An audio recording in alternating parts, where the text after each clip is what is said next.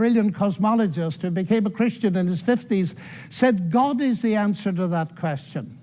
But people are now so desperate to show that the universe created itself from nothing, which seems to me to be an immediate oxymoron. If I say X created Y, I'm assuming the existence of X to explain the existence of Y. If I say X created X, I'm assuming the existence of X to explain the existence of X, which simply shows that nonsense remains nonsense even if high-powered scientists utter it.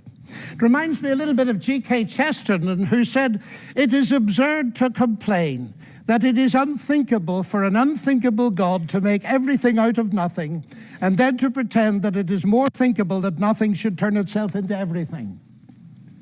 The heavens declare the glory of God, says the ancient psalm. And we've unraveled a bit of that, seeing the fine-tuning of the fundamental forces of nature. It's something that's so striking to scientists that it demands explanation. And it seems to me that Arno Penzias hit it right. He is the Nobel Prize winner who discovered the microwave background on which a lot of the evidence for the Big Bang is based. He said, "Astronomy leads us to a unique event, a universe which was created out of nothing, one with the very delicate balance needed to provide exactly the right conditions required to permit life, and one which has an underlying, one might say, supernatural plan." But I want to come to what I think is one of the fundamental arguments for theism. I take it this house believes in reason. That's why we're all here. And as a scientist, I believe that the universe is rationally intelligible. That is something that has struck some of the geniuses of science as demanding an explanation. Einstein said the only incomprehensible thing about the universe is that it's comprehensible. And Wigner talked about the unreasonable effectiveness of mathematics. How is it that a mathematician thinking in her head in here can come up with equations that seem to fit the universe out there? Well, how is it indeed? Because the irony of the atheist position here is evident. My atheist friends, and I have many of them, tell me that the driving force of evolution, which eventually produced our human cognitive faculties, reason included, was not primarily concerned with truth at all, but with survival. And we all know, ladies and gentlemen, what has often happened and still happens to truth when individuals or commercial enterprises or nations feel themselves threatened and struggle for survival. A leading philosopher, Alvin Plantinga of Notre Dame, says if atheists are right that we are the product of mindless, unguided natural processes, then they have given us strong reason to doubt the reliability of human cognitive faculties, and therefore inevitably to doubt the validity of any belief that they produce, including their atheism. Their biology and their belief in naturalism would therefore appear to be at war with each other in a conflict that has nothing at all to do with God. Yet my atheist friends still insist that it is rational for them to believe that the evolution of human reason was not directed for the purpose of discovering truth.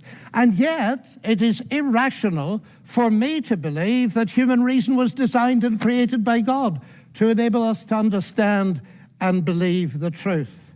Curious logic.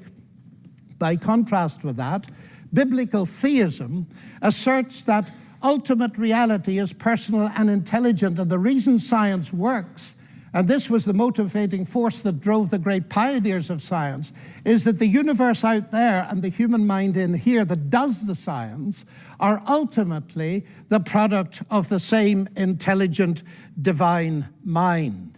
Human beings are made, we are told, in God's image, and that means that science can be done. That makes infinitely more sense to me as a scientist than atheism does. Now let me come briefly to ethics. Ethical behavior, like rational behavior, of course, does not itself require religious belief. This is consistent with the fact that humans are created in God's image as rational moral persons. But just as I suggest that rationality cannot be explained without the existence of God, so I dare to suggest that the existence of morality cannot be explained either. As modern science sprang from Judeo-Christian sources, so did the concept of human equality. Listen to atheist Jürgen Habermas, arguably one of Germany's leading intellectuals. He said that universalistic egalitarianism, from which sprang the ideals of freedom and a collective life and solidarity, the individual morality of conscience, human rights and democracy, is the direct legacy of the Judaic ethic of justice and the Christian ethic of love. This legacy, substantially unchanged, has been the object of continual critical appropriation and reinterpretation. To this day, there's no alternative to it. Everything else is just idle, postmodern talk. I'm no author, and yet I sell literally thousands of books on Amazon every single month. And the crazy thing is, I didn't even write. And it seems to me he's hitting the core of something important. Because the value of a human being on which such egalitarianism rests is based not on what the human being can do, but what she's made of, or how she's made in God's image. I never forget speaking on one of my many visits to Russia to a colleague in the Academy of Sciences. And he said, "You know, John, we thought we could abolish God and retain a value for human beings. We found we couldn't. And we murdered millions of them." And Alexander Solzhenitsyn has said, "If I'm asked, why is it that 60 million of my fellow countrymen were sacrificed?" He said, the answer is, we have forgotten God. Science, of course, marvelous as it is limited. Even a Nobel Prize winner, by analyzing a cake, cannot tell why it was made. But Aunt Matilda, who made it, can tell you. She can reveal it to you, but if she doesn't reveal it to you, you'll never know. And that brings me to my next evidence. It's the same with the universe. We can analyze it magnificently, but ultimately, if it has a maker, and I believe it has, only he can tell us what it's all about.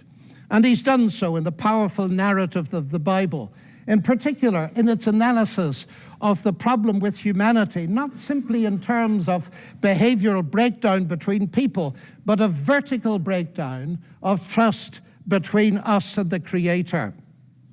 The unique solution to that problem is not simply in terms of human ethical development, although that's very important, but in terms of something far deeper altogether.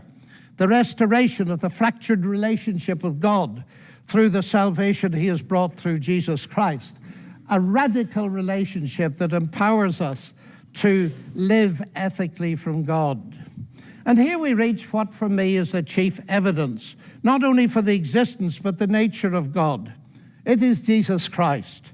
He it was who not only taught the golden rule but embodied it, fed the hungry, healed the sick and suffering, and welcomed society's outcasts, brought honor and respect to the marginalized and ashamed. And he's brought forgiveness and peace to multi-millions around the world. He's able to do this, of course, because though he was a man, he uniquely never was only a man, but God become human. The central evidence for this startling claim is, of course, his historical resurrection from the dead that launched Christianity in the world. This is, of course, ladies and gentlemen, a crunch issue. If Jesus rose from the dead, death is not the end and atheism is false. If Jesus did not rise from the dead, Christianity is false. And I remember at Cambridge as a student listening to the brilliant Sir Norman Anderson, a legal expert, going through forensically the evidence from his legal perspective as a brilliant lawyer. And he said at the end of it, "The empty tomb then of Jesus forms a veritable rock on which all rationalistic theories of the resurrection dash themselves in vain." Just finally now, as I read the Bible, I do not only find intellectual satisfaction, but I find a great deal of that. I sense the voice of God speaking to me. You say, that's intensely personal. But ladies and gentlemen, we've been asked tonight about belief in God. And I want to strongly emphasize that God is not a theory, he's a person. And if the origination of me qua person is a personal God, then the most exciting thing really is there a possibility of getting to know God? And so I don't simply believe there is a God. I've come to know him and trust him. And I have strong reasons for doing so, because of Christ dying and rising again for me. And that has generated in me a sense of utterly unmerited forgiveness, acceptance, and peace that has enabled me to face the ugly side of my own nature and with God's help to do something about it. But it's enabled me to face something else.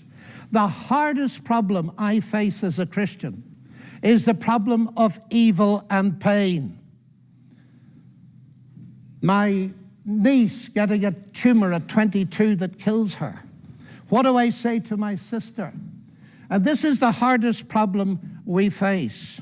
But it seems to me that atheism here has no answer, because by definition, atheism believes that human death is the end, so there is no ultimate hope. But you see, ladies and gentlemen, we could stay here till midnight and beyond arguing, as has been done in this university for centuries, what a good God should, might, would, could, if not, possibly might, just could he not have done, and we'll get nowhere. So it seems to me there's another question we can ask, and it's this. Granted that life presents us with a double picture. We see some beautiful things. We see some ragged edges. We see hurt and pain, and we see joy. How can we come to terms with that? And it seems to me here is no simplistic answer, but a window into an answer, and it's this. If it is actually true that Jesus is, as I believe him to be, the Son of God, then we can ask the question, what is God doing on a cross? And the answer comes back at the very least. God has not remained distant from our human suffering, but has become part of it. And the other side of that is this. Because Jesus rose from the dead, he is going to be the ultimate judge. Now here's an irony, because atheism has no ultimate hope of justice by definition. The vast majority of people in the history of the world have died without justice and will die without justice. And if death is the end, then of course they have no hope of ultimate justice. But the promise in the New Testament, guaranteed by the resurrection of Jesus, is that he is to be the judge in the coming day. So, ladies and gentlemen, those are some of the reasons why I believe that God is real and worthy to be trusted. Thank you.